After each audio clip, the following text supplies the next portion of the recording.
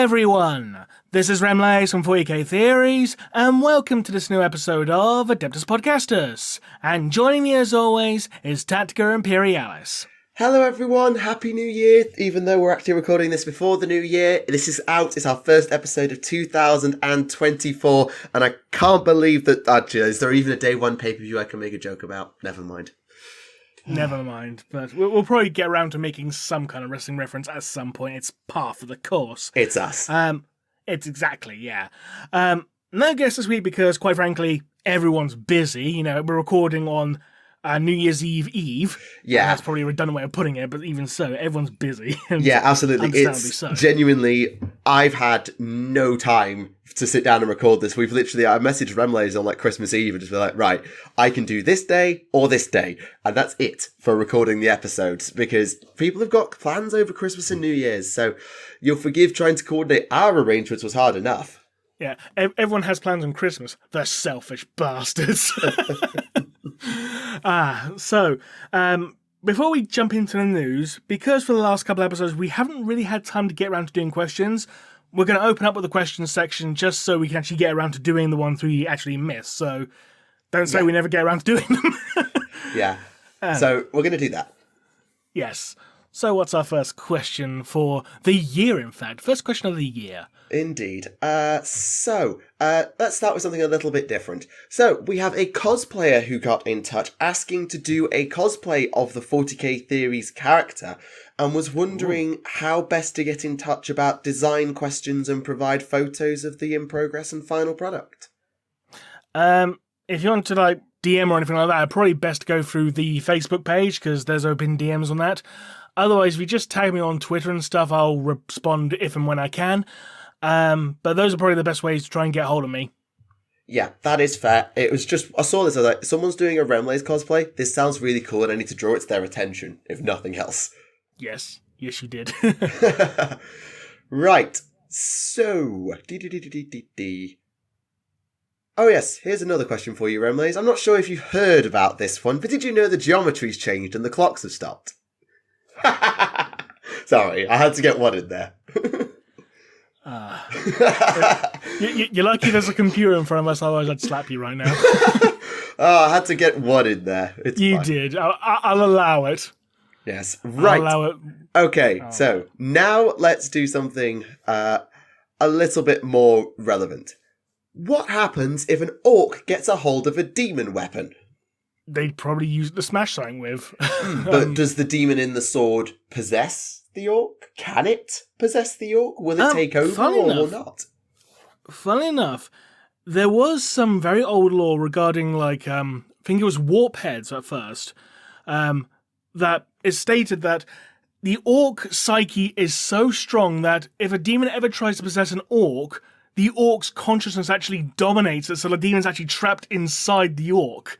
It can't actually control it. It's basically imprisoned within the orc, because the orc psyche is just so overwhelmingly powerful, because their sense of self and is little in the way of things like self-doubt and stuff like that, as far as orcs are concerned, typical human weaknesses, psychologically speaking. Mm-hmm. Which is quite interesting, because I felt like you have a warp head that ends up having the power of, say, a Lord of Change, and the Lord of Change can't do shit about it. The warp head's just tapping into that power. It's aha, I can do this shit now.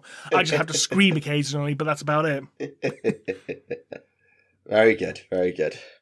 Right. I'll come back to that one, because that's quite complicated. Where's it gone? Oh, no, that's a Primark question. We get those questions all the time. Actually, no, we'll go with the one that was going to go to in the first place. So, how on earth did humanity's AI get corrupted by chaos during the Golden Ages when they had no souls to corrupt, and yet we don't see... I don't know, I'm just reading the question, and then we'll see if we can unpick it.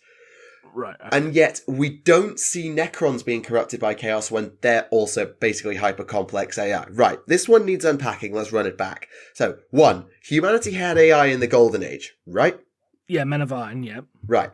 B, that AI went to hell, right? It rebelled against humanity, but I've never heard anything about the cybernetic revolt being caused by chaotic influence. The only time I've ever heard of Men of Iron being corrupted by chaos was in the first Gaunt's Ghost novel, and that was purely because an STC to create Men of Iron had been found and was already tainted by Nurgle.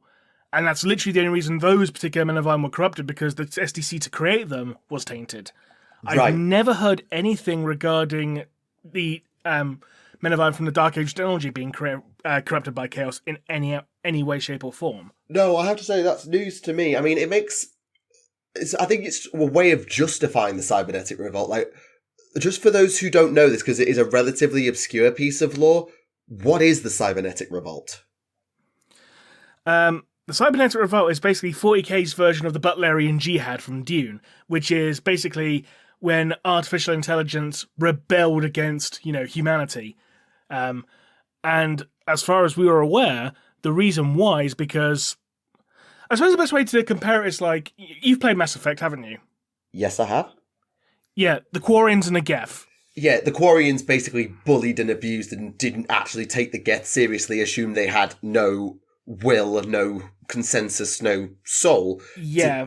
And in all truth, when you look at it through the lens of Mass Effect 3, it actually makes it even worse. It's not just that the Geth rebelled, it's almost like the Geth did one tiny thing outside their programming, and the Quarians shot them, to which point Does this unit have a soul? Oh shit, self-aware, kill them all, basically. At which point the Geth went, right, we, every single time we've tried to be nice to the Quarians, we get shot.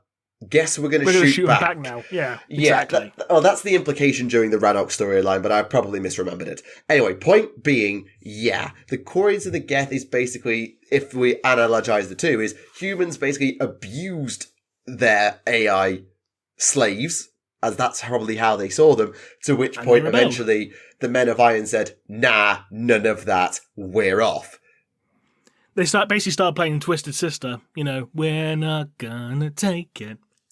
Hey, that's a classic tune anyway. Going back to the Necron part of it, I refer you to the 7th edition Necron Codex where it states an entire tomb world got corrupted. What? Yeah, there's a thing in the 7th edition Necron Codex where basically a demon prince invaded a tomb world and the tomb world itself got corrupted. This is something from the 7th edition Codex, yeah. No, I believe it. I must have missed it. I'll see if I can find it for you, just so I can read out the thing, because it's one of the things from the little timeline section. Ah. Give me 2 seconds. Okay. I'm sure I have a PDF of it somewhere. It's not that. I'm sure you can find a way to put it in the description later for people who are curious. I'll probably put a link via Twitter as well. Okay, I found the file, just need to open it up, because I don't want to open it with Edge, because I don't use fucking Edge, because I know Microsoft Edge, go back in your box. Not that one.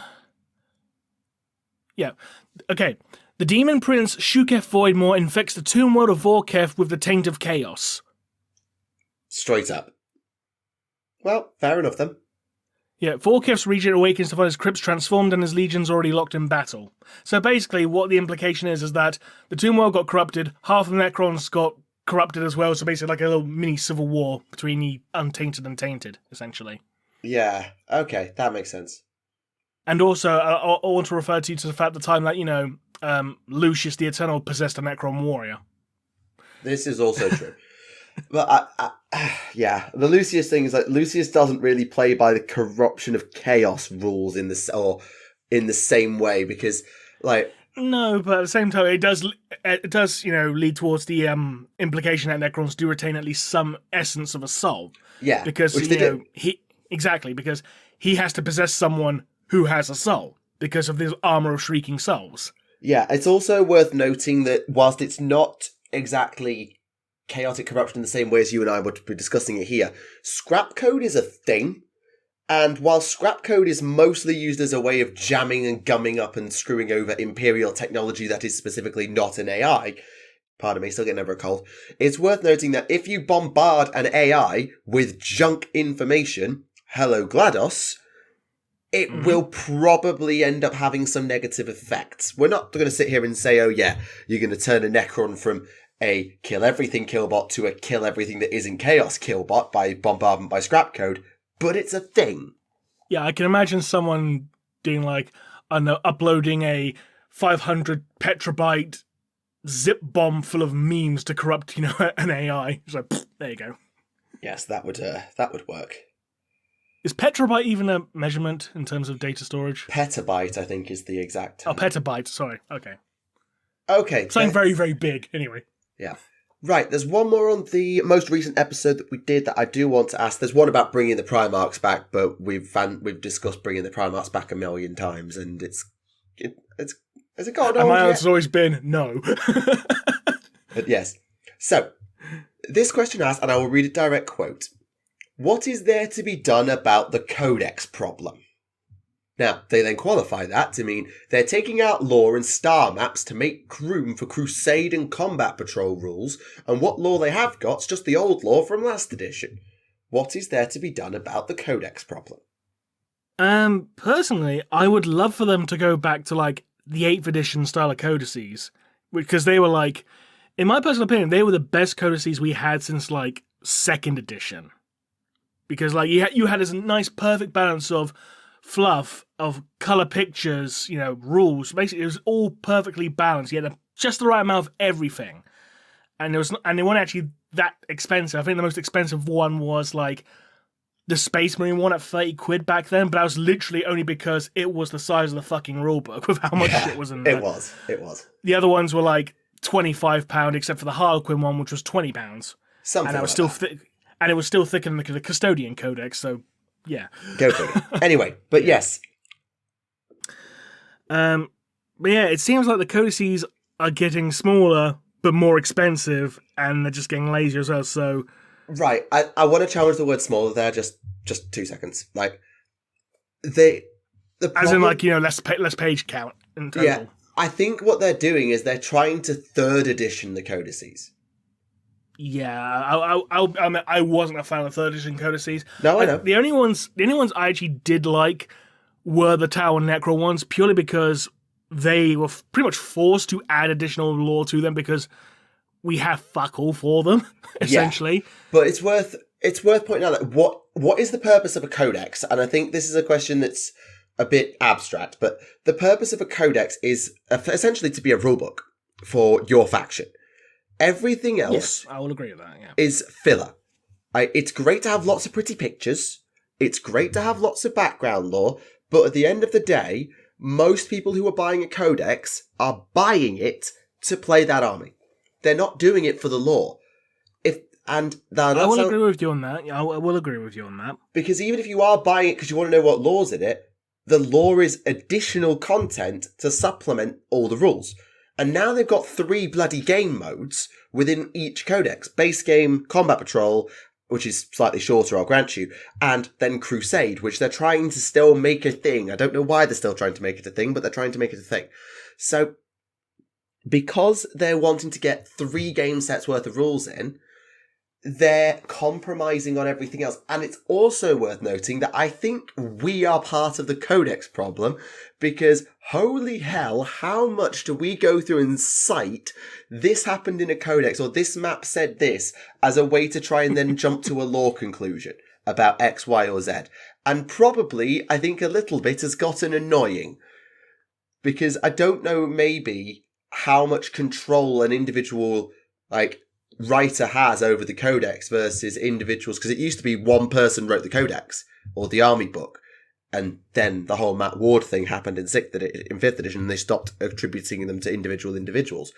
But because they're not necessarily written by the same central person who writes the lore, they sometimes go on random tangents or tell stories that make no sense, and that can then almost compromise the overall story of what they're going for, or create something that makes people obsess over it. I can understand that. But I think one of the other issues with the newer codices as well is the fact that a lot of the stuff is indeed copy-paste. Yes. And it seems to completely ignore details that have been released in the interim, from a previous edition. You have one codex saying something, and then later on in that edition, you'll have an additional supplement book. Well, not even a plot development, even just additional details in a campaign book, or just saying, actually it's because of this, so we're going to change it to that. And then when the new codex comes out, it reverts back to the original thing. See in regards to, say, the the Exorcists, for example. Oh, yeah. In the 9th edition codex, they said like, their heritage is completely unknown. And then later on in that edition, we had the White Dwarf supplement saying, oh, by the way, they're an Imperial Physics as a chapter now, codex compliant, blah, blah, blah. And then the 10th edition codex came out and said, oh, they're an unknown lineage. So it's like, well, what happened to the whole Imperial Fist development? Are you rolling back on that, or do you just completely not bother updating the codex? Yeah, and I think kind of thing. There'll be some that would really, take the Dark Angels, for example. They're about to come out, I think. We'll talk more about the news later. But the Dark Angels are very soon to get their codex, and obviously all the Lion-related stuff will force that story to move forward. But then you've got a lot of Dark Angels stuff going on that's pretty much like, oh yeah, we're still doing the whole Hunt for the Fallen thing. And, are they? In all honesty, a lot of Dark Angels lore did get very, very stagnant prior to Lion's Return, not going to lie. It needed doing. It did need a change, because how often can you do this whole, Hunt for the Fallen? Because that's like the plot for literally every single Dark Angel story. Hunt for the Fallen. Yeah, pretty much. It did need doing so. I mean, I'm not going to pass judgment on the Dark Angel Codex yet, because they might actually do something useful. But going by what we had regarding the Space Marine Codex, we already had, my hopes aren't high. I will be honest, they are high. Yeah, and the biggest thing is, let's get back to the original question, which is, what do we do about this problem? Because my biggest thing with it is, I don't think there's anything that's actually sensible to do about the Codex problem. Because let's take option... I have an idea. So, okay, pitch it. Right. So you know how new codexes have the standard rules and crusade rules and all that as well? Yeah. Combat patrol, etc. Yep. Well, considering that Games Workshop are also releasing crusade campaign books, essentially, with the the Tyrant War and all that, and they got the new one with the Necron Civil War coming out as well. Yep. Instead of having the crusade rules in the codex, just do what they did with Psychic Awakening, and have crusade rules for two specific armies with nice little bit of lore section justifying what's going on here, what we've done with what they did with the Tyrannic War, and what they're doing with the Necron Civil War stuff coming up. And that way everyone gets a fresh thing that coincides codex releases and stuff like that as well. Challenge there is a fewfold. The first one being, that means every army has to have something to do, which is not a bad thing.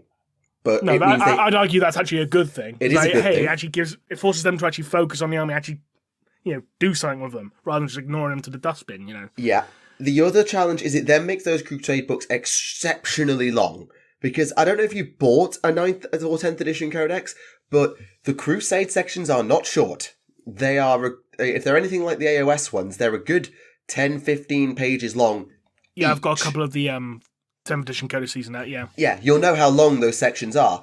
And unless you're going to do that for every army in separate books, you've either then got each book being an extra 100 pages long, which is 6 factions in 100 pages. So that makes those books extremely big and extremely expensive. It also means that people who buy their codex don't get the full set of rules, and therefore you need to buy 2 books to play the game properly, therefore affecting book bloat, which is one of the biggest challenges that 7th and 8th edition have had.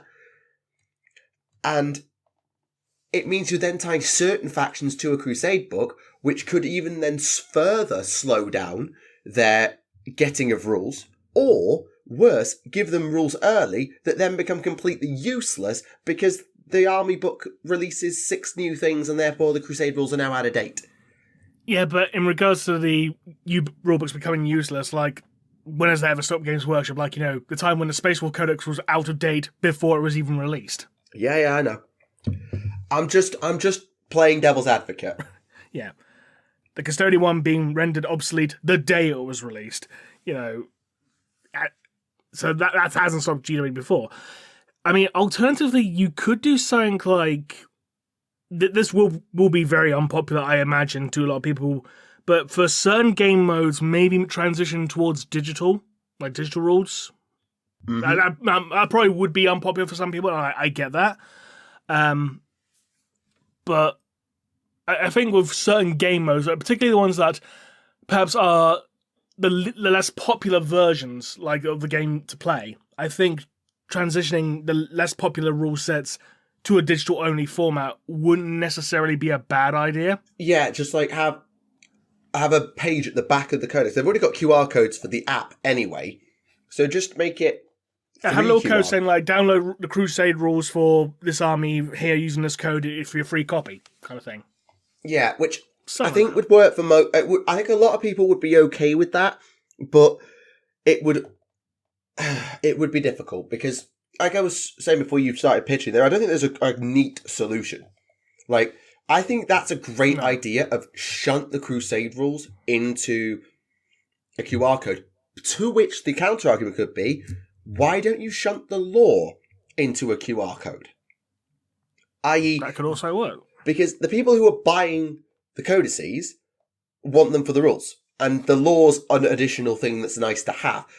So you give the writers more room to write more lore, and the people who just want to read the lore can very easily go into store, open it to the back page and go, beep, scan the QR code. Oh, hey, you still don't get any free rules, so GW doesn't lose out on their money for people buying them for the rules.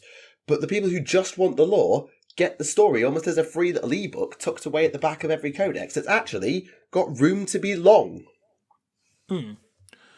Or they could always potentially do what they did regarding the specialist games back in the day, like, you know, before the third edition of Necromunda. This is back when Battlefleet Gothic, Epic 40,000, and Necromunda are all in their like second editions. Because like for those games on Games Workshop site, you could literally download all the rules for those games for free, and if you wanted a physical copy of the book, you could do so as well. But if you wanted to play, you could just download everything for free. Mm-hmm.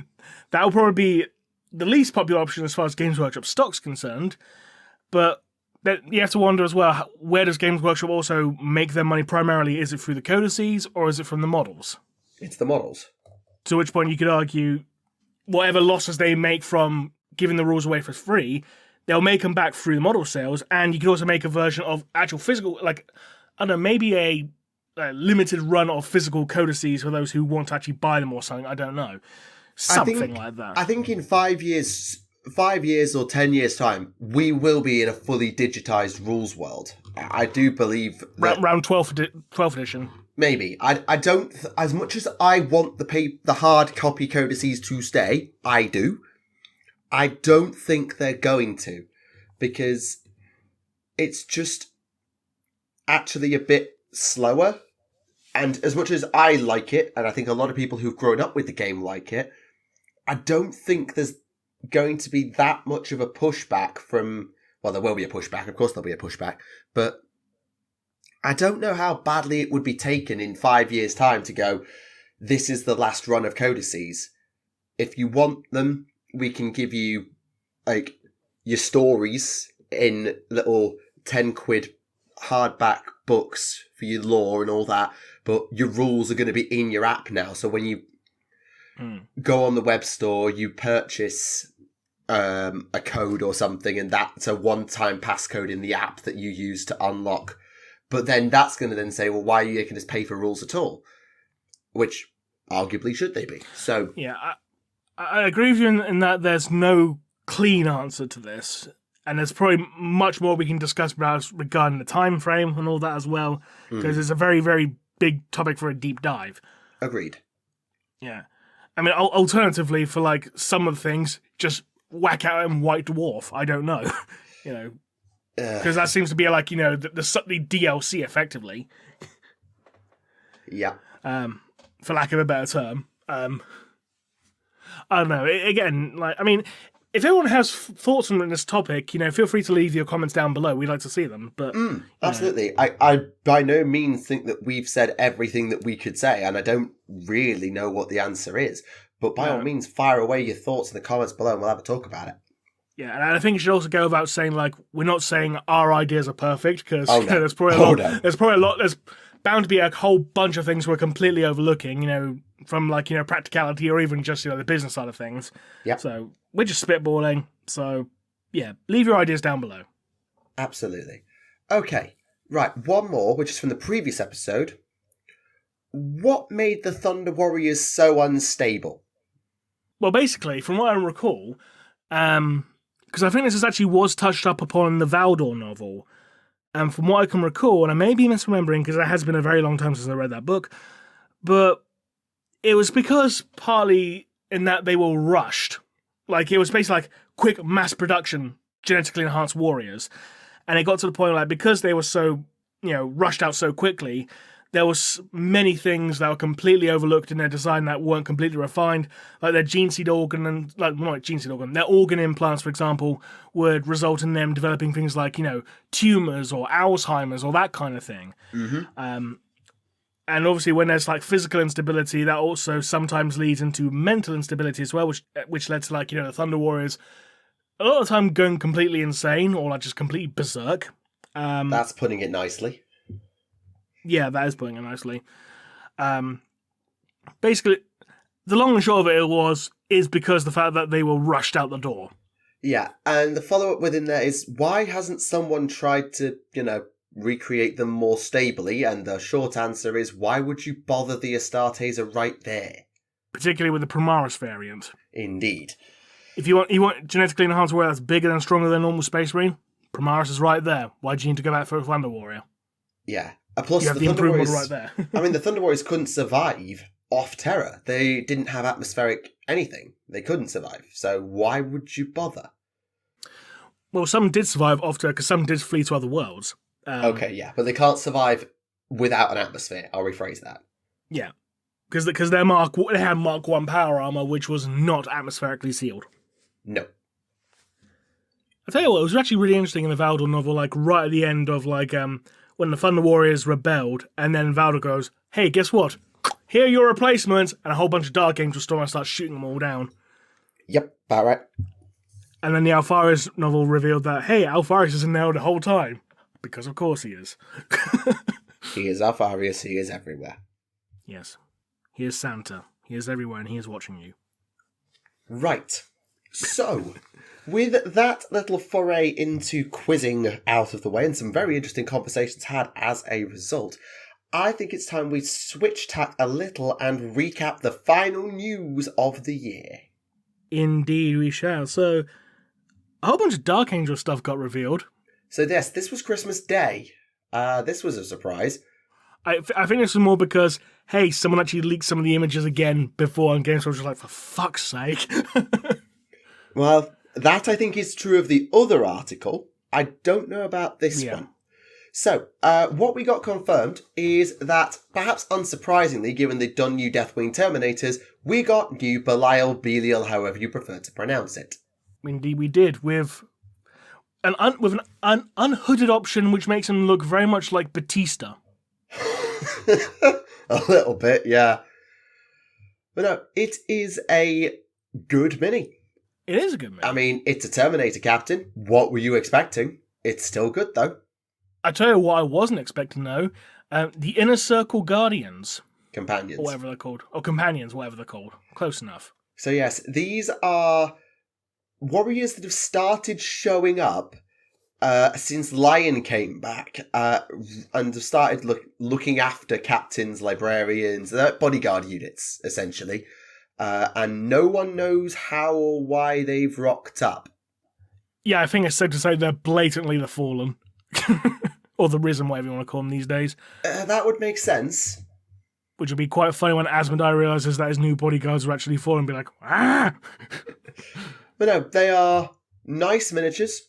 Definitely nothing particularly special, but not bad either. No, not bad. I could certainly see Stormcast players being very happy with them, to be honest.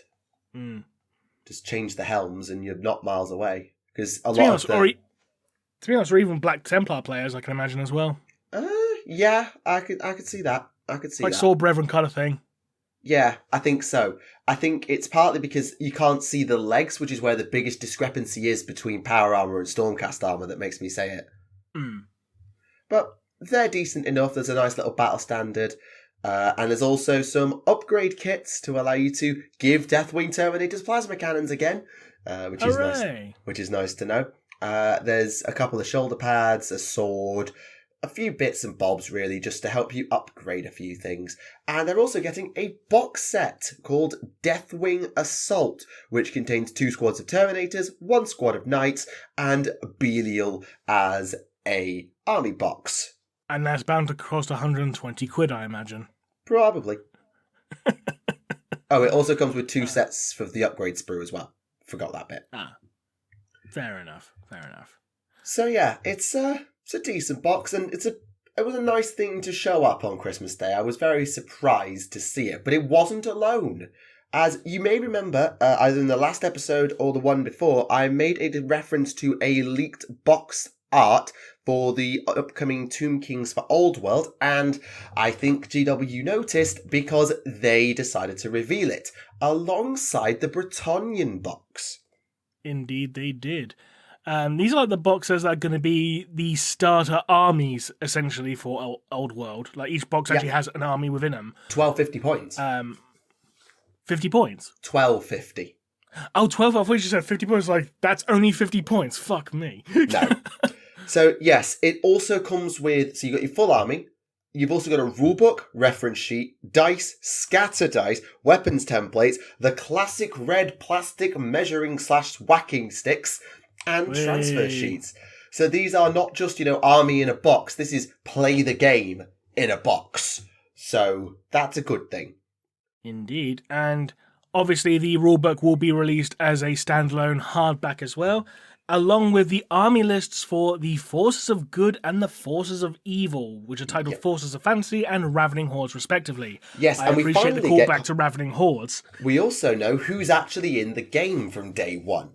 So, the Forces of Fantasy covers Dwarves, Empire, well, what will become the Empire, so like the Elector Counts and all of that, Britannia, Wood Elves, and High Elves, whereas Ravening Hordes contains Orcs and Goblins, Warriors of Chaos, Beastmen, and Tomb Kings. And that's it. I'll be honest, I'm a little surprised that Vampire Counts aren't in there, but then again, I can't remember the timeline when the Vampire Counts first settled Sylvania, so... It might have been after these events, because this takes place, I think like the end of Old World takes place around the, what's it, the bloody thing? Oh, God. It's not the time of the 3 Emperors. It's around the time that Magnus the Pious is around, isn't he? It's either before or very early in the days of the Empire, I'm pretty sure. So your biggest challenges are Orcs, there's a fresh crusade into Khemri, and then you've got Chaos just being Chaos as it always is. I think it's the standard evil factions you would expect, but definitely Vampire Counts are notable by their absence, as are the Dark Elves. But I know why they're not there, because, well, the High Elves pretty much weren't doing much in the Old World as it was. The Dark Elves even less so. They exist at this point, obviously. The fall happened a long time ago. But, yeah. That's roughly why. Yeah. Also, rip Skaven players. Oh, yeah, no Skaven. Yeah, no Skaven that's a notable absentee, is no Skaven. Yeah, but again, it depends if this is before the Doom of Khazvar or not. Because it was after them when the Skaven first started appearing. Yeah, and there's obviously no Lizardmen because this is set in the Old World, Lustrious, the New World, go figure. Yes, but I do want to point out there is one Lizardman city in the Southlands. Yeah, but there's South, and there's so far past Khemri, we don't even know it exists by the Old World's perspective, South. Agreed. I will give you that, but I did want to point out that there do exist Lizardmen in the Southlands, technically speaking, in the Old World. So, yeah. Oh yeah, also no Chaos Dwarves. That doesn't surprise me because that miniature range is dead. That's the point though. Yeah, but that doesn't matter considering that Chaos Dwarves had Forge World models anyway, so. Yeah, but I don't know. I think this is. They had full-blown infantry units and everything, like armor, like Chaos Dwarf warriors and stuff like that. Yeah, I know. I've played against them. They're annoying as shit. But this raises an interesting question. No Chaos Dwarves, but Orcs and Goblins. So does this mean that we're not going to get Black Orcs? Because the Black Orcs were created by the Chaos Dwarves. I think it really depends on where the timeline lies. But either way, I think as a starting roster goes, it's a good starting roster. It covers everything it should cover for your baseline good factions. You've got elves, dwarves, and humans. Your evil factions, you've got orcs, undead, chaos. You've touched on everything you have to. Yeah. And also, they're going to be releasing their own version of codices called Arcane Journals. In paperback, no less. Yes. Because basically, considering that the rule books have literally just the rules and the army lists, and these books are going to be pretty much mostly lore. There you go, there's an answer to the codex problem from earlier. Yeah. There you go. But I think it's worth noting that if you want to play the game, you need to buy Forces of Fantasy, and you need to buy the rulebook. If you want to play the game, the Arcane Journal is not enough. They're like supplements. So treat them like you would codex supplements. My point was in regards to, like, hey, if you do the codices like they did with the the Forces of Fantasy book, for example, there you go. There's your rules and all that. Use that to play the game. And if you want the lore, you can buy like an Arcane Codex. The problem is they've put Cetra in it. And? And therefore, if Cetra's not in Ravening Hordes and he's locked away to the Arcane Journal, you haven't solved the Codex problem. Because you still have to buy all three. Only if you want to use a special character. Or the magic items, or the themed spells. That's where they get you. That's where you get you. It's like, you can play the game like this, but if you want to use some of the extra stuff, pony up the cash. Yes, it is a little bit annoying. But yeah, it's worth noting that I don't think you can actually play the game out of the box, because I don't think the rules are actually in there for these boxes from earlier. I don't think their actual rules are actually in there. No, you are. They are. It says the rulebook is. Yeah, so that'd be the rules to play the game with, surely. But not the armies. Will the army lists / the Arcane Journals I imagine an army list should be in it, because then it says, like, oh yeah, it's a full 1250 point army, so I imagine it tells you how this amounts up to 1250 points. I imagine. Maybe those units will have their rules in there.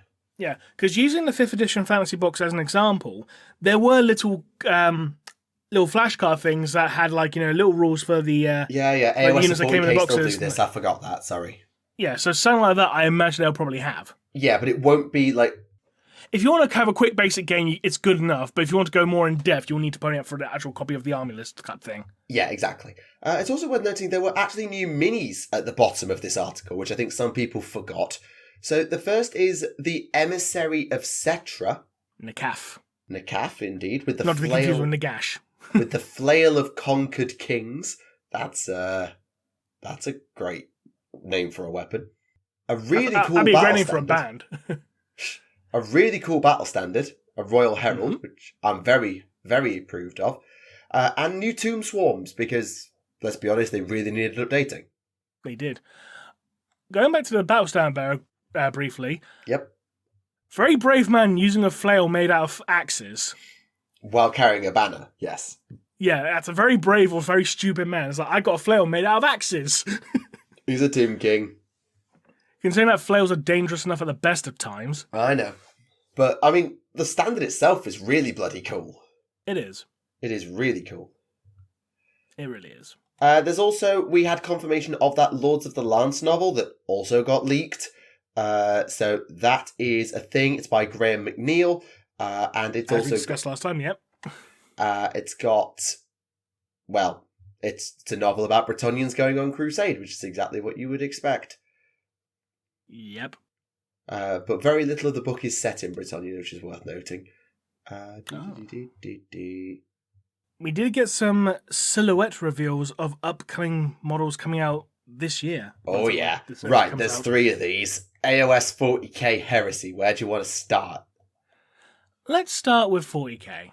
Let's. Because let's talk about the... Yes, I will say, let's start with the most exciting of them, which was indeed a Kroot on what appears to be a Narlock of some kind. Yeah, it's not a great Narlock.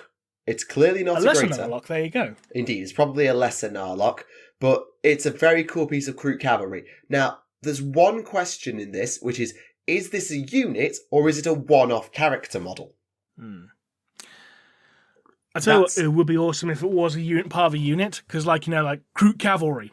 Yes. That'd be awesome. More auxiliary units is something I've been banging on for literal years of this is what 40k needs to do for Tau, is bulk up the auxiliaries. You've given them all their fancy mech suits. Other than bigger mech in bigger suit, what else can you do now? You can't really, so add auxiliaries. So I'm very So we'll do like a codex supplement for codex supplement for the Tau Empires, like Tau Auxiliaries as a codex supplement, like with the Death Watch or Black Templars codex supplements. Maybe. Mind you, it wasn't the only really cool miniature. I think they did a big mech with a tractor beam. Yeah, it was definitely something orky. I've seen some people saying it could be a new shock attack gun, but No, I'm not convinced. It's a pistol. Yeah. It's something very big and very orky at the very least. Yes, we know that the first codices coming out this year are pretty much Orcs, Custodes, Tau, and each of them got a mini reveal here, because mini number 3, well, some people said it was squat because of the horn on its helm, but no, that's a Guardian Spear, and in the other hand is a shield, so it's a Custodian, and you can't change my mind about this. Or, hang on, a Guardian Spear and a shield... Asterian Moloch? No. No. But it would be awesome if it was. But no. Because let's be honest, we need a new model for Asterian Moloch. Perhaps. But yeah, so we've got a new Custodian miniature with a spear and shield that doesn't look too over-designed. It's definitely not Constantine Valdor Reborn, like I think someone said as a joke. We've got this Kroot Cavalry, which looks really cool, and then this mech with either tractor beam or something. I mean, it's worth noting there is currently no big mech on foot outside Mega Armor available in miniature. So yeah, it's just good to fill in that gap in the range. So yeah, good stuff. I mean, I missed the AOS one though. So you have to tell me what's in that one. Right, the AOS one is a bit harder to unpick, actually, which is funny considering the first thing you see in the pictures is a bloody pickaxe. But we have definitely got a Night Haunt of some kind, and we know the Night Haunt won't be probably too far off. But the main 3 things we saw, I'm just trying to get the best screenshots to send to Remleiz before I... Oh, there was actually 5 or 6 different things screenshotted for AOS, which is going to make it really annoying to keep track of what's what. So, that looks Luminethy, but I don't know. Could something elvish? Give me a second, I'll start screenshotting stuff. So, we've got what looks like some kind of elvish hero who has what looks like fan blades, as well as a horse head helm crest type thingy, which I will send to you now. Right, okay. Oh! I tell you what this could be, off the bat, because it was tied into one of the rumour engine leaks, because with one of the seasonal rumour engines, there was like, what looked like an Ugg boot. Like a boot with like a big fluffy rim around the top. Possibly. Right? Yeah. And someone pointed out that that boot is the same one as the Kernothi elf from Cursed City. Oh, we could really do with some Kernothi. I would be down for Kernothi. Yeah, and Horsehead Helm, can say like, could be a new version of something that came to like Glade Riders. It's possible, but the problem is that the Lumineth also use the horse helm thing. They do use it, so... or at least I think they do. I swear I've seen something like that on a Lumineth before, so... Or something very similar. And then we have like, what looks like someone doing a Danny DeVito impression going, so anyway, I started blasting with his 2 pistols. Yep, so that is presumably some kind of Cities of Sigmar character, though yeah, exactly who we're not clear. There's what we think is Dark Oath Marauder Horsemen, or Horsewomen in this case. So obviously Warriors of Chaos got a few like cultists and tribals, and they got the old Dark Oath Chieftain a long time ago. But they never actually redid Marauders because we always sort of assumed they were going to do it through the Dark Oath. And it looks like they might be doing that with what looks like Marauder Horsemen. That'd be cool. There's 2 Night Haunts. I've sent you one. I'm just sending you the other now. It might be the same miniature from the other side, but I'm going to send you both just to be on the safe side. There is Spooky Boy with a scythe. Yeah, that's blatantly Night Haunt. It's blatantly Night Haunt. It might be that's the same miniature. Actually, it's the same miniature twice. I think. Yeah, it's a ghost with a scythe. Yeah, it's Nighthaunt. The other one that I think lends credence to your Kenothi theory is what looks like an infantry model. It's the same model, I think, with the fans from earlier, but shown from below. Now, some people think it might also be Slaneshi, but if you combine it with the horse helm, I don't think so. It's a bit more like a war dancer from the old Wood Elves. And it looks like he's like leaping off like a branch or something. So yeah, I'm going to say that's Kenothi. Yeah, and then I think tying into Captain Gunslinger from 5 minutes ago is some kind of witch hunter, I think, which has got a lantern and a longsword type thing, is what we think that is. That's. Well, it could be the stake rifle. Could be. There's nothing at the start. No, that's about all I can get. That looks like a witch. That does look like a witch hunter, though. Yeah, I think that's about the best I can get out of the AOS one. I'm not going to sit here and say that they're the best screen caps ever. By all means, go watch like the Kirioth video or something. But still, I think Kenothi and Marauder Horseman and Witch Hunters and Nighthaunt is pretty good. Pretty good. The only thing that makes me question about Cities of Sigmar is the fact that they literally just got an army book like 5 minutes ago. So why would you give them more heroes when they got a book 5 minutes ago? Unless they're doing Agents or the Order of Azir or something like that, which I find unlikely, but possible. Yeah.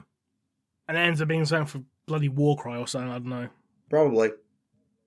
And now we have Horus Heresy, and I think the biggest reveal that surprised no one, if they were paying attention to the web store, Solar Auxilia. Considering that the Solar Auxilia miniatures were very quietly put on last chance to buy before this video dropped, so... Plus, the main antagonist of bloody Legions Imperialis. It makes sense to put them in the base game. And also a new Sentinel, it looks like, as well. Is it a Sentinel? It looks more like a bloody thing from Star Wars. Or like the Mechanicus Ballistari, the Iron Strider. It looks a bit too squat for an Iron Strider, because the Iron Striders are very lanky. They are very lanky, but that's not a Sentinel design at all. They're not encased at all. I know Sentinels don't have to be, but they're not encased at all, these things. It could be like a new type of Sentinel, like, a scout, like a light guerrilla Sentinel or something, I don't know. Yeah, actually, it does have very short legs. I hadn't realised how short its legs actually were. I was too busy looking at the main carriage. But the main carriage really looks like an Iron Strider Ballistari. It's just the legs that are wrong. And a new Herald character, I guess, is what we're calling it. That seems the battle standard. Yeah, a new battle standard, which is... it is what it is. It's fine. Yeah. But yes, Solar Auxilia. Earlier round on Twitter saying, "Bring back Brother Bethel, you bastards." God. Dark Angel's special character who's only ever appeared in 2nd edition, and his role was to carry the chapter's battle standard, and which standard he took affected the rules that affected Dark Angels within 6 inches of him. Like, they could either move and rapid fire in the same turn, or they could fire on charging enemies without having to go into Overwatch. They do so automatically, kind of thing. Right. Or they automatically score a hit in close combat. Type thing. Okay. Even if it's a draw, they automatically win by 1 point type thing. It was pretty broken actually back in the day, but it was kind of balanced by the fact that Bethel literally only had 1 wound, so like a lucky shot would take him out easily. God. Because only wore power armor, so. Yeah, that's true. Right. There is one last miniature that's new to discuss, which actually jinks back to Age of Sigmar. A new vampire... I nearly just called them bloody vampire counts. Soulblight Gravelord's hero, which is really, really cool. It's, what's her name again? Sekar, the Fang of New Lamia, and literally has herself a god snake as a pet. And a helmet that I'm surprised hasn't broken her neck yet. Yeah, it's a very heavy helmet. It's a heavy helmet that's like bigger than her torso. Yeah. But it's like about the size of her torso and head combined. Yes, mine is the size of the stupid hat. It's a cool enough mini, though, like having your own pet god snake known as the Time Swallower. And literally what this thing does is it gives the unit, "you can't hit me except on a 5 or a 6. Damn. But once per game, you can choose to do a massive amount of mortal wound damage. Except if you do so, you've now fed the snake, and so the snake isn't so fast anymore, so you don't get the dodgy ability. She comes in a box set with some Felbats and Direwolves as part of Dawnbringer Crusade 4. But it's a very cool mini either way, once you sort the stupid hat out. And, yeah, not too bad. Not too bad. Not going to win Miniature of the Year, though. And that's a segue, I imagine. Indeed, because we got the top 10. Yes, we did. I'm just going to say off the bat, I don't agree with number 1, but we'll get to that. We will. So, number 10, Ionis Cryptborn. That's the Stormcast priest on a dragon. He's a cool mini. Yeah, it's alright. Number 9, Deathleaper. No. No, absolutely fucking not. Not of his fucking kilt. No, I'm sorry. Number 8, Vashtor. I'll be honest, I thought he'd be higher. Arguable. Number 7, Dante. Yeah, it's a decent miniature, yeah, okay. I've got no issue with that one. 6, Talia Vedra. Who? It's a Sigmar woman on a lion griffin, manticore thing. Oh, right. Yeah, that's a nice miniature. I've got no issue with that one. Number 5, Callback Chaos Lord. The Harbinger of Decay guy with the scythe. I think it's a bit too high up on us. I would put him down a couple of spaces lower, but... But nostalgia. 4, Norn Emissary. Nice to see Tyranids not sucking. Well. I think with that one, I think most of it is in regards to it big. It big. It big. It's good because it big. I mean, it's not a terrible model, but I wouldn't put it that high. No. But that's just me. 3rd place. Maybe pushing it at the bottom of the top 5, pushing it there, but yeah, 5th or 6th. So. Right. Yeah. 3rd place and the moral victory, Farsight.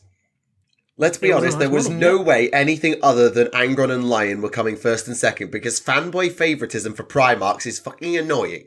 It was always going to be those two. It's a Primarch every single fucking year they do a Primarch. So of course it was going to be those two at the top. So Farsight coming 3rd is effectively the same as coming 1st, because there was no beating those two. Moral fucking victory. Yeah. And this is why I don't agree on number 1, because number 2 was Angron. I feel that should have been above Lion, personally. Angron's is better than Lion. And it's not even close. No. The vote literally came down to 752 votes between the two. But yeah, Angron's miniature is way better than Lion's, and it's not even close. Yeah. To be honest, I wouldn't even put Lion in the top 3. No. It's pure Primarch favoritism.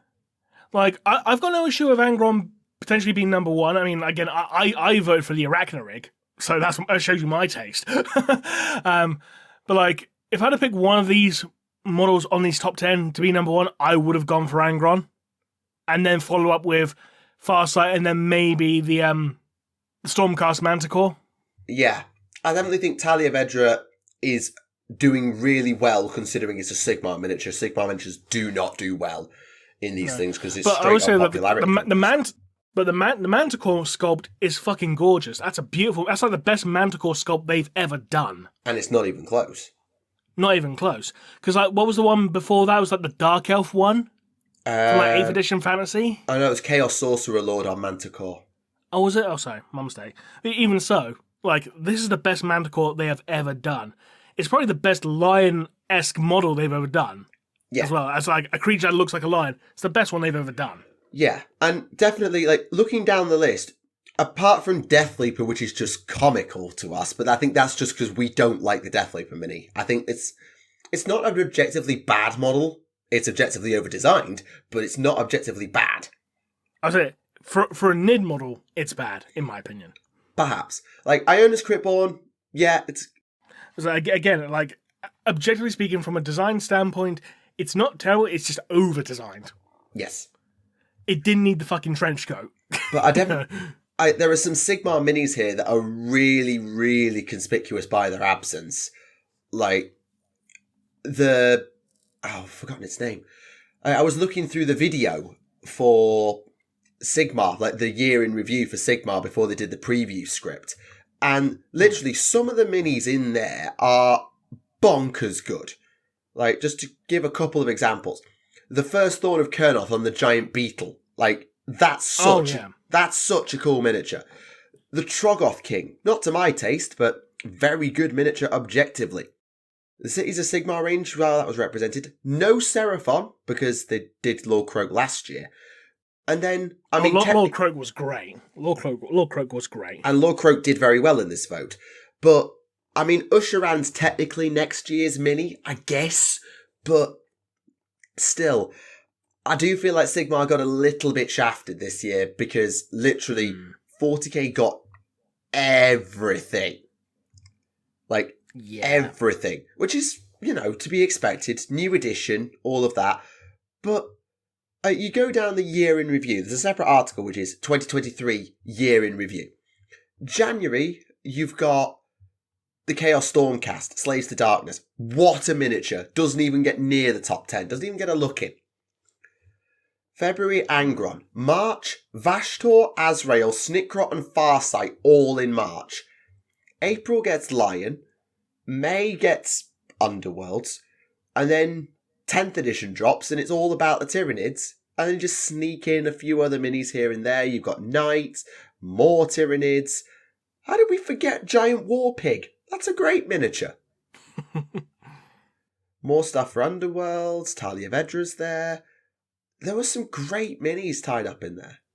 I did appreciate the fact that Dante did get on the list because, like, as simple as it is, it's just, it works. It's simple, it's clean, it's effective. It looks nice. It's a good model. It's a great update to its classic sculpt. Primaris Fight or not. Yeah, and I think in a non-Primarch year where the Space Marine vote was completely absorbed into Lion, I think Dante'd probably be looking at around about 4th on a non-Primarch Top 5 at the year. very least. Yeah, because purely, like, everyone who would have voted for Dante, many of them, clearly, will have voted for the Primarchs instead, because Primarchs. Because I think, like, the Model of the Year thing, I think, from what I can recall, the only time a Primarch didn't win was the year where there was no Primarch and it was Ghazghkull who won. What about the year Be'lakor? Did I win? Oh yeah, there was that one as well. So literally, it's been, so the Miniature of the Year votes have been, I think Magnus was too early for Miniature of the Year. Mortarion won. Mortarian's won, Abaddon's won, Be'lakor's won. So it's actually the first time a Chaos Primarch's gone up for this and not won. And also, can we point out that Fulgrim Transfigured isn't here? Like, he wasn't even in the running. Is that out yet? Is it out yet? Actually, yeah, it might not be out yet. But do Forge check. World models even go up for contention? I'm not sure. Fulgrim is out. Must have not been in the running. Yeah. Oh, bloody hell, yeah, he's an expensive boy. Yeah, of course he is. 175 quid! Jesus. Yeah, fuck that. Fuck that. And speaking of fuck that, you have a rant. Do I? Macragge. Oh, Macragge, yes. Because as people know, the Battle for Macragge box set got put on Made to Order on Christmas Day. I think it was just after Christmas Day, or Christmas Day itself. No, it was on Christmas Day. Order on Christmas Day. And for like a good several hours on the site, despite it being listed, you couldn't add to cart. It didn't have a price. You literally could not buy it for several hours.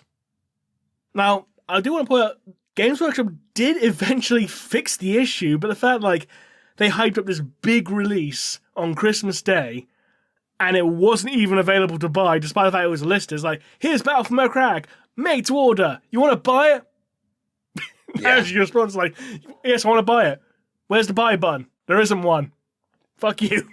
Yeah, about right. But again, they did fix it in the end, but the fact that it was able to go up at that early and not be ready is like, Jesus Christ, guys. I know it's Christmas, but even so, maybe wait a day or two. Yeah, if your product is not ready to launch, don't fucking launch it. Have video games taught you nothing? Yeah, with an actual product that you can't exactly do, like, a day one patch. No. But yes, if you do want to buy the Battle for Macragge and get yourself a tactical squad, a dude with some gene seed and very out-of-date termagants and gene stealers compared to the modern ones. Vintage. Vintage. Yes, Vintage. Sorry. And some very vintage classic terrain that probably still retails at 50 quid a go. I'll be honest, I wouldn't be surprised if people just got this box set purely for the terrain. Oh, yeah. I'll be honest. Plus extra spore mines. Oh, yeah. And free objective markers. And the pilot with the gene seed. And the pilot with the gene seed. Lieutenant Varus, his name was. Also, if you want to feel old, like, this box came out 20 years ago. Yeah, you're talking to someone who, whose very first box set was, like, for 40k, was the second edition box set. Yeah, I know. But I remember when I got into 40k, and it was right at the start of 5th, and I was given this box. Like, the Tyranids, and I think I was given the Tyranids from this box. And a 4th edition rulebook. So, yeah, it's nostalgia. Like, it's just a reminder that you've been in the hobby for far too long, but also there's no such thing. Yeah, I tell you what, I would love them for Games Workshop to do. Considering, like, do you remember a few years back when they did a made to order for the 3rd edition box set stuff? Yes, they did. I want them to do a made to order for the 2nd edition box set, complete everything, not just the models, but like all the cardboard terrain and like the cardboard dreadnought and everything. I would love that. It's scary to think we're coming round to the Assault on Black Reach made to order. The funny thing is, like, that wasn't actually re-released that long ago, funnily enough, because do you remember when Games Workshop started selling toys I say toys, models, sorry, in places like Game? No. And stuff like that. They were all the Black Reach stuff. Like, if you wanted a starter set from Game, you could get it, but it was all the Black Reach models. And that was back in, like, 2019? Nope, don't remember that at all, I'm afraid. Nope, sorry. I believe you, it's just, I don't remember at all. Fair enough. Yeah, but it was like the version, oh god, what was it? Yeah, because it was a version. It was like in a very, very small box. Like it wasn't just a massive box. It was like, oh god, it was more like the box you'd get for like a combat patrol type thing. But it was all the models and all the rules. Now it was basically literally like baby's first 40k essentially. Yeah. Oh no, doesn't ring any bells. But still, I mean, I wouldn't surprise though because the Black Reach models still hold up. That's the thing with the Black Reach models is they still hold up. Like, you look at the 3rd edition Marines, and they're fine. And the 4th edition Marines from Macragge and the Nids from Macragge, you look at them compared to the Leviathan ones, and they're fine. But, like, no word of a lie, the Black Reach Orcs still hold up. Like, they actually still hold up really well. So, it'll be nice to see them redo it, but it'll be very funny seeing the old box Nork compared to its much bigger cousins of today. Yeah. And the Terminators, because God, the bloody model creep in 15 years. God almighty. Yeah. But by the time that happens, that's why I couldn't find it. It's because they changed the name. Yeah, for the version that was available from Game, they changed it from Assault on Black Reach to Battle for Vedros. But it was the same models. Yeah, and that was like available at Game for like, I think it was like 40 quid or something. It's not the full set because it's only 28 miniatures, but still, wow. Yeah, it was like baby's first 40k essentially. God, that is crazy. And you can actually buy like additional stuff for it again from Game, like not just the paints, but like additional units and stuff for it as well. Orc Boys, Space Marine. Oh my god. Oh my god. Wow, that's 2016, not 2019, though. Oh, 2016, sorry, my mistake. But even so, that wasn't that long ago. And can we appreciate the artwork they used? It was like, that's the 2nd edition Orc Boy. 3rd edition. Sorry, but you don't know what I mean, though. Like, this is 2016. Could you not find a more recent piece of artwork? In fairness, it's a good picture. It's a great picture. It's the original picture used for Gazkul's story in the 4th edition Codex, but still funny. It's also the art for the 3rd edition codex, just with a different background. Got you. But yes. Now, that's the past. Now, one last piece of news for the future. It was quite funny because we were joking and talking about the Fallout Amazon thing that got a trailer, and then 2 days later we got confirmation that Games Workshop and Amazon have signed the contract. Da-da-da-da-da-da. Yes, that means that shows are now ready to go into production with the first script writing, etc. It's worth noting that they say the word Warhammer 40,000 very clearly. Don't expect anything Heresy, don't expect anything Sigmar, but, they've signed the contract, it's definitely happening, and Henry Cavill is the executive producer. With a script written by Ian Watson. No. Can you imagine, though? No. I mean, he did write the screenplay for AI, so he does have that screenwriting credits. No. But yes, it will take a few years before we... Who knows, Henry? This ain't been my next show. This isn't going to happen, but it'll be a couple of years till we see anything out of this collaboration. But it's worth noting that it is a thing. They didn't forget. They're still doing it. Will it be as good as some of the other stuff Amazon's produced? Don't know. Will it be as good as the Fallout show? That one's going to be an interesting one to measure against.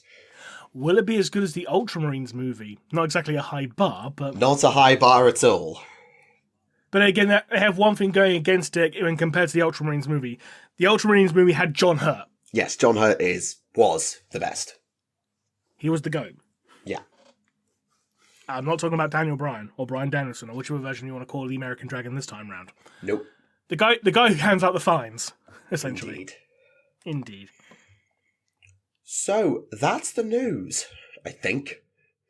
For the most part. Unless anything else has dropped in the last few minutes. No, there's some Old World Almanac lore, and there's a Battle Report Arena of Death thing on Warhammer Plus instead of putting it on the main website. There's nothing much of interest, really. Fair enough. Now, this is where we normally go into book reading segment. Got one. I know you've got one. I haven't got one purely on the basis that I'm partway through reading an Ian Watson book for Patreon supporters. You better appreciate this. You stupid bloody patrons. Why did you do this? I will say this, however. There's one part of this book I do want to point out. It's a very minor part, and I'm not going to put a spoiler warning because it's a book from 1994. Spoiler warnings are well and duly out of date. But the book in question is Harlequin, which is the follow-up to Inquisitor. And there's one scene in this book that, unironically, I think is great. It's not lewd, so don't worry about needing to censor it or anything. But basically, the gist is, without going into too much of a spoiler, for patrons more than anything else, basically, Jack Draco and his friends, or his entourage, are basically trying to get help from this planetary governor. The planetary governor's being a bit of a useless twit. Standard. So what Draco does, he tells the planetary governor and his entourage about the existence of chaos, just so he has an excuse to kill them. Right. It's like, have you heard about chaos? No. Do you know about chaos? No. You do now, and now I have to kill you. Bang. It's like, I thought that was great. Unironically, that's a great bit of foible. I'm totally in character with what an Inquisitor would probably do. It's like, you're being a useless twit. I'm going to tell you this information that you can't know just so I can kill you and have an excuse to do so. Dear, oh dear, oh dear. I honestly thought that was great. Also, there's a scene about someone's mind being compared to onion rings. Not onion layers, onion rings specifically. But if you want to know more, support me on Patreon. You get to hear this episode down the line within a couple of weeks with luck. Oh boy. Yes. But anyway, you've been reading the next Dawn of Fire, the one with Eddie Murphy, yes? Sea of Souls, indeed, Chris Raitt, and this one does need spoilers. Okay, so entering the spoiler room in 3, 2, 1, something about, I don't know, CM Punk. It's always about CM Punk, but anyway.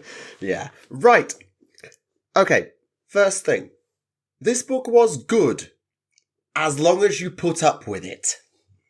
That's not exactly high praise. It's good you put up with it. No, what I mean is, the book entirely takes place on one ship. Now, you've heard me level complaints at Dawn of Fire before for This story has no connection to the overarching plot. You've heard me say that before. I think I particularly said it about Martyr's Tomb. Like, this is just a book. It's a nice book, but it's got nothing to do with Dawn of Fire. Nothing to do with the Indomitus Crusade whatsoever, or the overarching plot of what's going on. And neither does this until the literal epilogue. At which point, everything clicks into place and it's very, very good. Is it very much a would you kindly moment? So to Not speak? quite, but it really does set things up nicely. And it just takes... There's no point at which I was like, oh, I'm bored, I want to put this down. But you've got to let the thing cook. Because it works its way through the revelations slowly. And you're never quite sure what's going to happen. Then you think you've got it all figured out, and then out goes the rug. And then you think you've got it all figured out, and out goes the rug again. But not in a, oh, this is a contrived plot twist. It's actually a good twist. Twice, actually. So basically, it's kind of like the whole Rowdy Roddy Piper thing, you know, just when you think you have the answers, I change the questions. Kinda. So, Right. Here's your context. We're on a boat. It's called Judgment of the Void.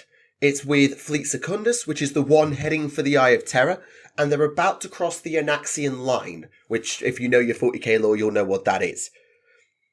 So they're heading towards the Eye. There's a massive muster going on, but on the way there, they need to pick up some allies.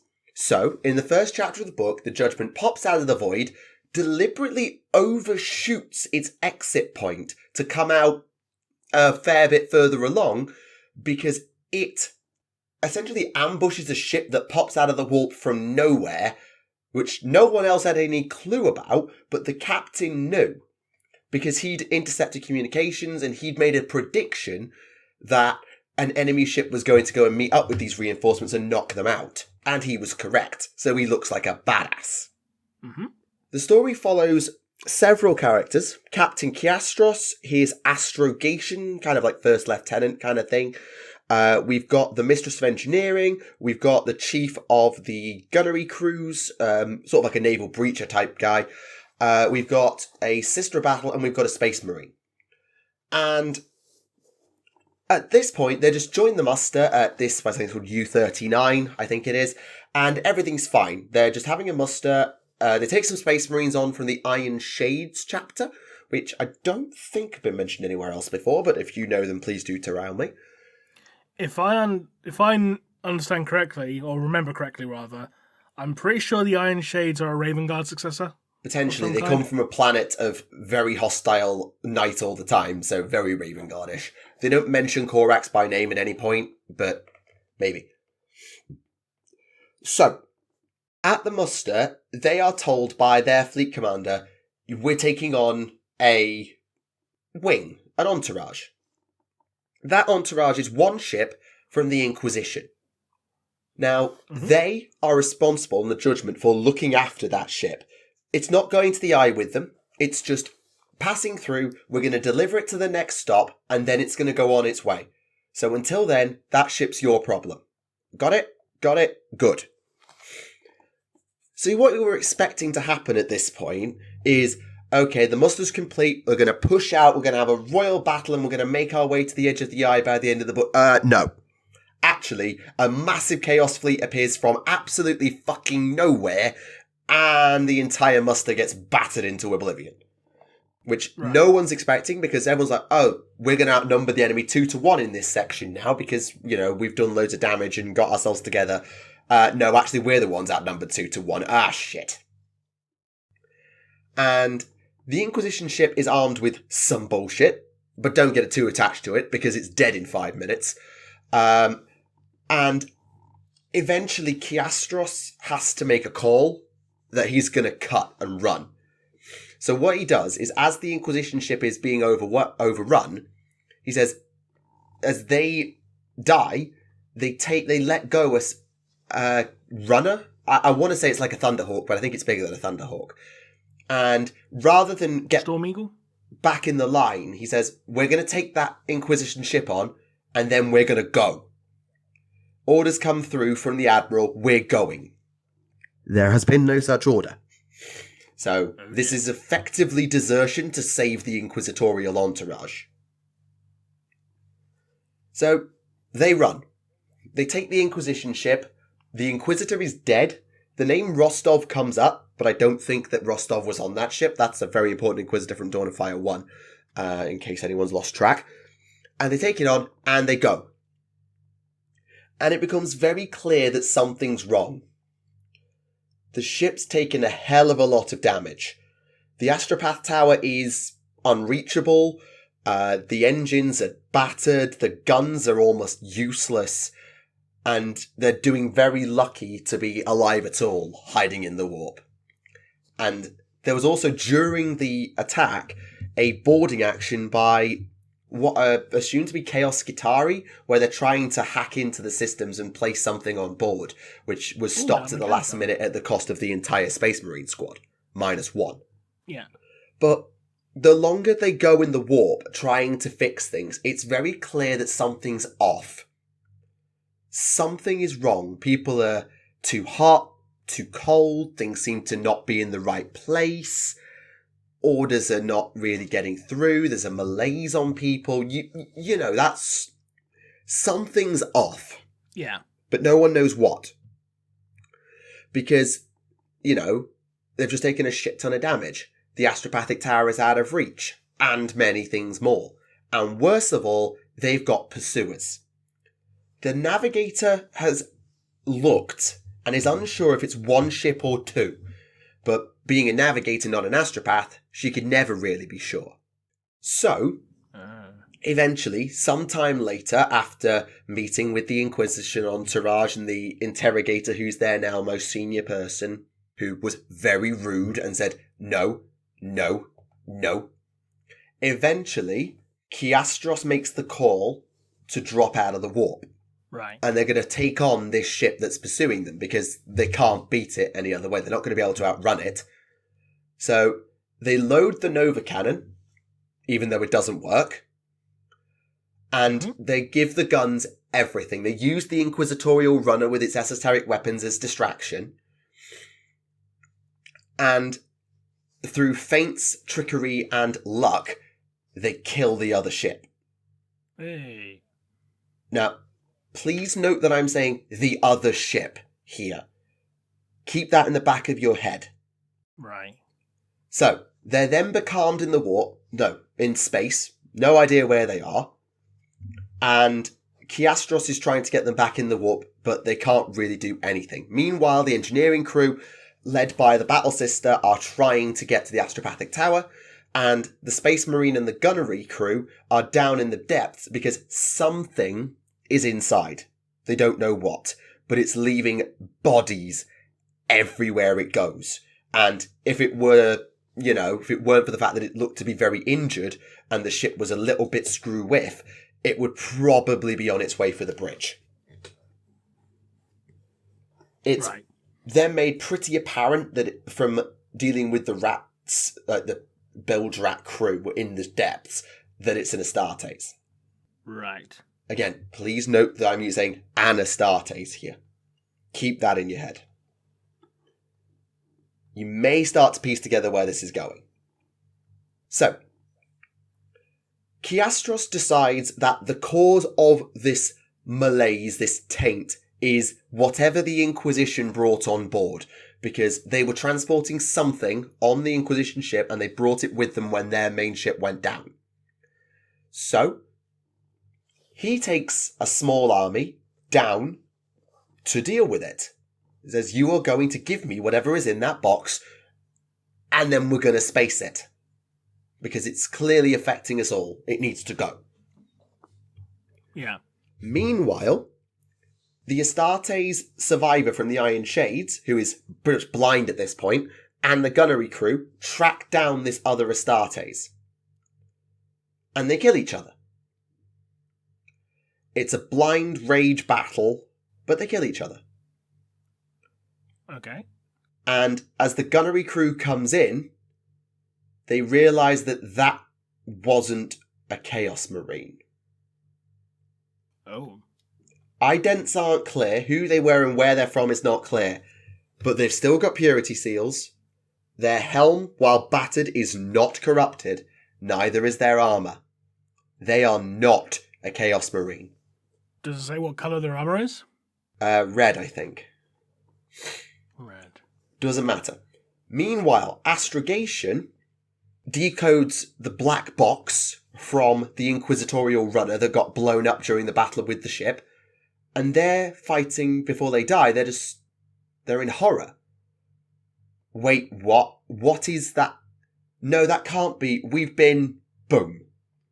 And as she studies and thinks back on the engagement, she starts to realise that that ship didn't move like a Cheta ship. It wasn't a Daredevil assault. It wasn't anything. Its manoeuvres were, dare we say it, Imperial.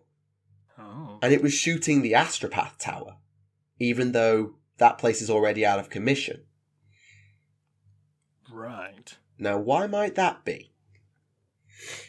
Well, we find out why that may be about the point that the battle on the hull decks between the captain and the Inquisition kicks off, as the team break through, just about. And the Astropathic Tower is a hellhole, because the Gellerfields failed across that area, and the pure, raw warp has leaked in. Oh dear. There's your problem. But the comms are down. No one knows. The comms are down. And we're stuck in a situation of the engineering crew, the Mechanicus, and this one battle sister have to somehow overcome corrupted astropaths. Like, fused with the wiring, screaming psychic dissonance astropaths. Right. And it's not going to go well. But the battle sister's there. She stands a half-decent chance. She's a hospitaller, but she can fight. And she climbs her way up the spire to the lead astropath and is joined by the head of the engineering crew, who blasts her in the chest with a drill laser. Oh. Because about 13 chapters ago, it was noted that she ran away from an inquisitorial purge. What just happened? Oh, sorry, my computer just flickered. It's fine, no damage. So, it turns out about 13 chapters ago, she was a survivor of an inquisitorial purge on her homeworld. Oh. She won't be caught. She won't go back. Meaning that to avoid things going back to normal and the Inquisition finding her, she kills the battle sister. Well, gravity does most of the work, but the laser does the rest. Hmm. Meanwhile, Chiastros and co. overcome the Inquisition and take possession of this blade. Nothing much, just a blade, that they were transporting. Mm-hmm. Can you see where this is going yet? I think so. The gunnery crew, realising the deception, mutiny against the captain, and they lose. And who was it went to... Yeah, Astrogation went to the navigator, who opens the doors, the shutters to the raw warp that they're now travelling in. Oh. Says, we're dead anyway. We're too late. The second ship wasn't an echo in space that she couldn't detect. It was an echo in time. A second copy of the Judgment of the Void, just catching up with the real thing. Oh. And the two overlay one another as Astrogation kills the navigator. Oh. So, that's where you think, okay, so we've just watched what happens when a ship gets lost in the void. Okay, that's a nice, dark 40k story. Thank you very much. Great. And then the epilogue happens. Because in the epilogue, the Judgment of the Void makes it to the Eye, where it was always supposed to be going. It got the ship where it was supposed to be. And who happens to be waiting there but Tenebrous? For those who don't know who that is, that's like one of the Hands of Abaddon. Right. Oh dear. and he takes the blade. Oh, God. Let me guess. It's like an anathema blade or something, isn't it? The last piece. Fuck. There's your kicker. Oh, fuck. So literally, the Inquisition had captured anathema and were taking it somewhere safe, but this Chaos Fleet clearly mustered out of nowhere with the sole objective of getting that anathema where it was supposed to be, i.e. in the hands of the Hand of Abaddon. Oh, dear. And Chiastros gives them the knife, and he leaves back to the ship. And he's quite happy. Obviously delusional, but not corrupted. The ship is lost, don't get me wrong, lost to the warp seeps through everything.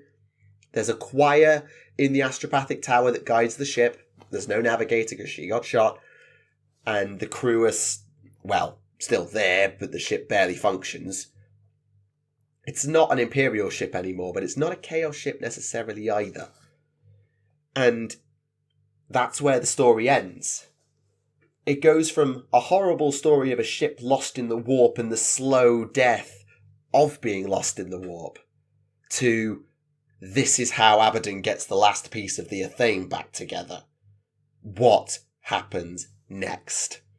So well done, Chris Ray. You got to write your story that had seemingly no link to anything, and then you pulled it back together at the end. Well done. It sounds like you pulled it off better than a lot of other authors have done as of late, so... Like, you're always wondering, like, what have the Inquisition got? Like, it's constantly left for you to question, what is it, what is it, what is it? Is it a demon host? Is it a null? Is it a blank? Is it an artifact? Is it some Liber Demonica or something? Who knows? No one makes it clear until Chiastros gets it in his hand, and it's just a blade. But it's a blade that's controlling him rather than him wielding it. And so it starts to be like, is that anathema? Maybe it is, but you're not sure because it could just be any demon blade. And then you meet Tenebris and it all clicks. You're like, oh my god, that's what this was. So yeah, very impressed. As I say, you've got to put up with it. It takes a long time to get where it's going because you've got all the setup and the muster and getting the Space Marines on board, getting the Sister on board, getting the fleet in the right place, getting the Inquisition's plotline set up to the battle, and then the story actually begins. Like, everything that happens on the Judgment of the Void, horrible as it will have been to go through, I'm sure, the book doesn't actually start until the end of Act 1 when they flee the battle and jump into the warp. And then it all happens. Everything else is all set up. Fair enough. But no, it was good. And I definitely thought it did a very good job of misdirecting you of what was actually going on. It starts with like, oh, it's just the warp. Oh, it's just, things aren't working right. To, no, something's up. But what's the cause? Is it something that the Skitarii did when they attacked the ship? Is it this chaos beast demon marine down in the depths? Except it actually isn't. Is it... Well, what is it? And then you find out what it is, and they never let you forget about the lack of access to the astropathic tower. They never let you forget about the presence of the Inquisition, even though it's got 6 different perspectives and lots of moving parts. It makes sure you never forget the key things that are going to be needed at the end of the book. So it does a very good job, and I think Chris Ray is to be commended on writing essentially it's not a slice of life, a slice of death novel with a single setting throughout the entire book, which is hard to do. Writing a single book set entirely on one ship is hard, but still being able to keep it engaging, coherent, and pay everything off. So well done. Well done indeed. Right, close spoilers. Welcome back. So yeah, it turns out Eddie Murphy beat up CM Punk. Who knew? But no, this is not a spoiler. I'm not going to discuss what happens in the book. But Dawn of Fire, it's got 9 books. I think it's got 2 left. if I remember correctly. I think there's 2 Yeah. left. And I think they've done a decent job with it. We talked at length about Dawn of Fire. Every time I read it and we review it, we always seem to come back to the same sort of key things around, continuity, plot threads, payoff, setup, time frame. Lots of stuff. And none of that's changed in anything from what we've just discussed and how this book has actually gone. It's just a case of, I think this series has been a bit rushed because they didn't want to have a series as spanning as the Heresy.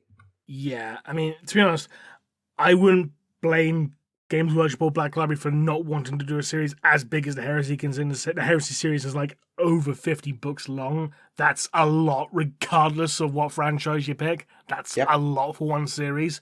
Yep.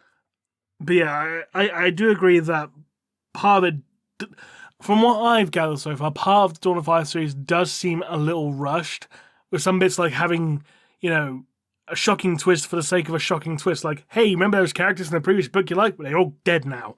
Yeah, the Iron Kingdom was not popular as a result of that exact maneuver. Yeah. It was a swerve, bro. It was written by Vince Russo. Yeah. And there's your reference. The real challenge with that is that the Indomitus Crusade as a concept is a segmentum spanning thing. And there were 5 or 6, 7, 8, 9 main fleets before you even start. There were at least 5 main fleets that left Terra at the beginning. And trying to keep track of what's going on, like, Fleet Primus got 1 book, and Messinius is a cameo in the Iron Kingdom. And Fleet Secundus has only just been touched, like, now, in book 7. You've got the Gathalamor crew from Gate of Bones, which then all died in Iron Kingdom. And then you've got Throne of Light, which is a great book and does a lot for the overarching 40k lore, I'll agree, and does tie together a few bits from Gathalamor and the Word Bearers plotline and all of that. And then you've got Martyr's Tomb that's just, like, there. Like, I'm racking my brain trying to think of at any point, does it reference the fact that the Indomitus Crusade is a thing? And no, not really. It just happens that a Crusade fleet is involved at some point. Same with Wolf Time. Like, as good as Wolf Time is for introducing how the Space Wolves got their Primaris, that's a novella. It's not a full novel. And it actually ended up taking a lot of time away from the Indomitus Crusade to focus on internal Space Wolf melodrama. Now, that's not a bad thing in and of itself, but when you've got a series of 9 books to try and summarize the Indomitus Crusade, spending an entire book on this is what the Space Wolves were doing is not a good use of your time. No. And that's not, again, I'm not having a go at Gav Thorpe because the Wolf Time was, for someone who doesn't like Space Wolves, it was a good book. I enjoyed it. But it's not a good use of a 9-book series about the Indomitus Crusade to spend an entire book talking about Logan Grimnar being obsessed with killing some orcs. I tell you what it reminds me of. Have you ever seen the first Silent Hill movie? No. Right, basically, to sum it up, you have spooky scene, and then we cut randomly to Sean Bean doing something completely fucking irrelevant. Yeah, that's Throne of that's Martyr's Tomb. Yeah. That's Martyr's Tomb, and it's irritating. Like, in a space like Heresy, where you've got 20, 30 books to play with, you can afford to do that. To have these stories that don't feel connected, that don't go anywhere, that are just there to set up or pay off. Like, your own personal plot threads. Like, in that context, a novel about Katia Helvinter is great. A novel about Space Wolves getting Primaris, because people really wanted to know how that went in the lore, is great. But not in a 9-book series about the Indomitus Crusade that needs to summarise everything and also set up the Abaddon plot thread and everything to do with Guilliman, except Guilliman hasn't actually had a fucking line of dialogue in about 4 books. Yeah. It's difficult. It seems there was some there was some areas of the series that weren't properly planned out. Oh no, this was planned. This was planned. No. They I make mean, it very like, clear they planned it. sorry, let me rephrase. It seems like areas of this series could have been better planned. Like, absolutely. Let's phrase it that way. Like, they have known what is going on in this series because Guy Haley and Nick Kime were very clear that they have oversight over everything to some degree or another. I don't know if they literally proofread everything, but they have oversight over what's going on. And the team they're clearly decided that they've got the room to do these essentially 2 throwaway side plots that don't affect the Crusade in any way whatsoever apart from this is how the Space Wolves got into it, because literally in Martyr's Tomb, pretty much everybody fucking died that wasn't Katia Helvinter. So, literally everyone died. It didn't set jack shit up.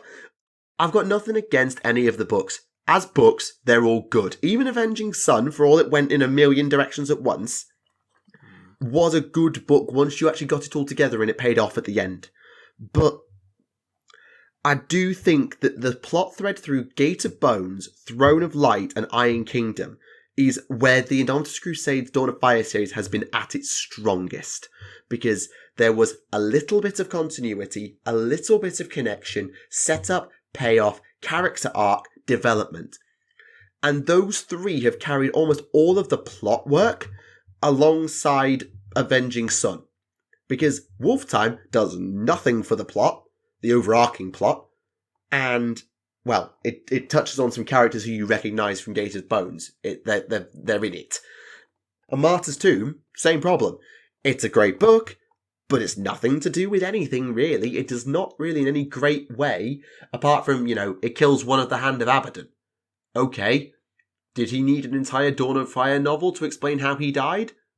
No. No, he didn't. He doesn't even get an Athame. There's nothing to do with the Athame anywhere.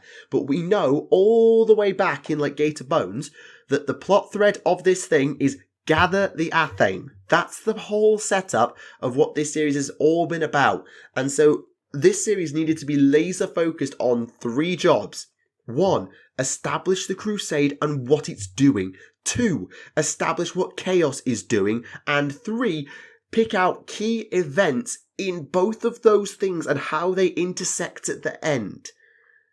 And with the greatest of respect, on point 3 especially, they failed. Because they got not Beta Garment. What was the first battle of the Indomitus Crusade? Was it Beta Garment? No, Beta Garment was Horus Heresy. Oh, I've forgotten its name. Where they fight the Blood Crusade. Not Holocaust. Anyway, the first major breakout success battle of the Indomitus Crusade. They got that at the end of Avenging Sun. Brilliant. Githalamor, major world. Also very important for the overarching plot thread of what Chaos is doing in this section. Brilliant. Throne of Light introduces Star Child and also continues on with the Athame storyline. I'm okay with that. And much as Sea of Souls didn't seem to be going anywhere, it then tied in nicely to that right at the end. No spoilers. But Iron Kingdom, what does Iron Kingdom accomplish? It kills off the characters from Gate of Bones, almost all of them, and it brings a night world into compliance, whilst also showing the lengths to which the Indomitus Crusade was willing to go, because Macinius was being ordered to gather a legion to pacify that night world. In terms of the overarching crusade, that's the most interesting thing that happens, is Macinius being told to gather legions and then stand them down at the end when the world falls into compliance. Realistically, it doesn't do anything for the overarching crusade apart from showing inter-C9 warfare and division and how the Imperium fits together in this new era. Sure, I can accept that. But in a 9-book series, where you've now got 2 books left, I think it was a waste of space. And would have fitted better in a 15-book series. It just could have been cut for space. It's like the End of the Death. Except the End of the Death when it had to be compressed into a book and a half and didn't have the room to stretch. That's what Dawn of Fire is. And on that note, ladies and gentlemen, we shall call it there for this episode. Bit shorter than normal, but, New Year's and all that, we're all busy still, so... So, thank you very much to everyone who tuned in for this episode. We hope you enjoyed it. And Happy New Year, everyone. Indeed. And a belated Merry Christmas as well. Happy Hanukkah. Whichever religion you celebrate, Yeah, I we hope don't you judge. got more stuff for Christmas than I did. Oh, did you get socks? Well, I didn't get any hobby, that's for sure. Ah. But never mind. Until next time, this has been Remleiz from 40k Theories. And this has been Neve from Tactica Imperialis. And we'll see you again next time. Bye-bye.